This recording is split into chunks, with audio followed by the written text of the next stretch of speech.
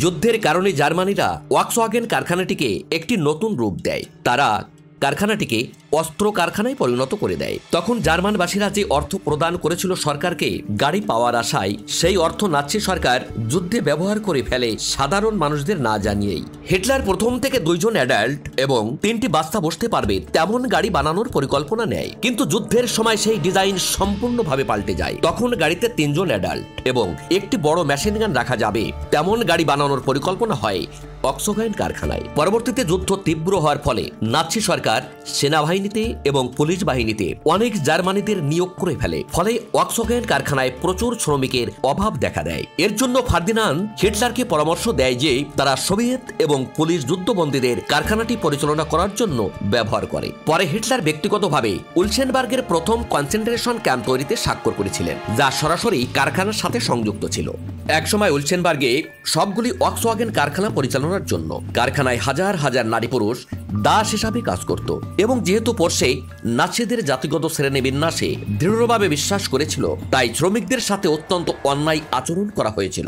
Scandinavian অর্থাৎ Norway, Sweden এবং ডেনমার্কের শ্রমিকদের অনেক বেশি রেশন দেওয়া হতো রাশিয়ার শ্রমিকদের তুলনায়। কোম্পানির সমস্ত শ্রমিকরা ক্ষুধার্ত, ঠান্ডা এবং অতিরিক্ত পরিশ্রমী ছিল। 1943 সালের আগে নাৎসিদের বাধ্যতামূলক শ্রম শিবিরের নীতি ছিল গর্ভবতী মহিলাদের তাদের নিজের শহরে ফেরত পাঠানো, কিন্তু যখনই এটি ঘটেছে ওয়াক্সওয়াগেন তাদের একজন কর্মীকে হারিয়েছে, তাই নাৎসিরা এই নীতি পরিবর্তন করে। ফলে নবজাতক শিশুদের জন্য সর্ববৃহৎ নার্সারি প্রতিষ্ঠান করা হয়। তাই কাজ চালিয়ে যাওয়ার জন্য মায়েদের সরাসরি ক্যাম্পে ফেরত পাঠায়, এবং এইভাবে ওয়াক্সওয়াগেনের ঠিক বাইরে একটি শহর নির্মিত হয়। এই শিশুদের যে স্থানে রাখা হতো তাকে বলা হতো কিন্ডারহাইম। এখন এটা জেনে রাখা গুরুত্বপূর্ণ যে কিন্ডারহাইম পরিচালনা করত ওয়াক্সওয়াগেন, নাৎসি সরকার নয়। তাই মায়েদের বিশ্বাস করার প্রতিটি কারণ ছিল যে তাদের বাচ্চাদের ভালোভাবে যত্ন নেওয়া হবে, কিন্তু দুঃখজনকভাবে তারা সম্পূর্ণ ভুল ছিল। এমনকি মায়েদের তাদের বাচ্চাদের দেখতে হলে প্রতিবার পুলিশের কাছ থেকে পারমিশন নিতে হতো। আর যে মায়েরা ভেবেছিলেন যে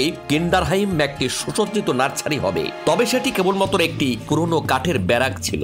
কিন্ডারহাইম সম্পূর্ণরূপে মশা, মাছি, উইপোকা এবং উকুন দিয়ে ভরা ছিল, যা ছোট বাচ্চাদের শরীরের উপর ঘুরে বেড়াতো এবং তাদের মুখে কামড় দিত। তাদের ভাইপার খুবই কম পাল্টানো হতো এবং 15টি শিশুকে একই সময়ে দূষিত জলে স্নান করানো হতো, আর একই ময়লা তোয়ালা দিয়ে তাদের পরিষ্কার করানো হতো। কিন্তু আরো খারাপ ছিল যে ওইখানের কর্মীরাও বাচ্চাদের যত্ন নেওয়ার জন্য একটুও প্রচেষ্টাও করেনি, এবং সপ্তাহে মাত্র একদিন ডাক্তার বাচ্চাদের দেখতে আসতেন, তাও শুধুমাত্র কিছু মিনিটের জন্য। তারপরেও কিছু মায়েরা রাতে কিন্ডারহাইমের জ্বালানা বন্ধ করে দিতে বলে, কারণ বাচ্চারা যেন ঠান্ডার হাত থেকে বেঁচে ঘুমাতে পারে। কিন্তু সেখানে নার্সরা সে বিষয় সম্পূর্ণ না করে দেয়, ফলে অনেক বাচ্চারা অসুস্থ হয়ে পড়ে। কিন্ডারহাইমে এসবও কম ছিল না।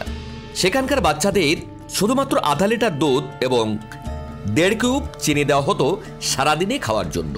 পরে যখন নাৎসি সরকার কিন্ডারহাইম সম্পর্কে জানতে চায়, তখন একজন মা বলেছিলেন যে আমি আমার সন্তানের কষ্ট দূর করার জন্য কিছুই করতে পারিনি, কিন্তু তারপরেও আমি কিন্ডারহাইমের দুর্দশা দেখে কেঁদেছি।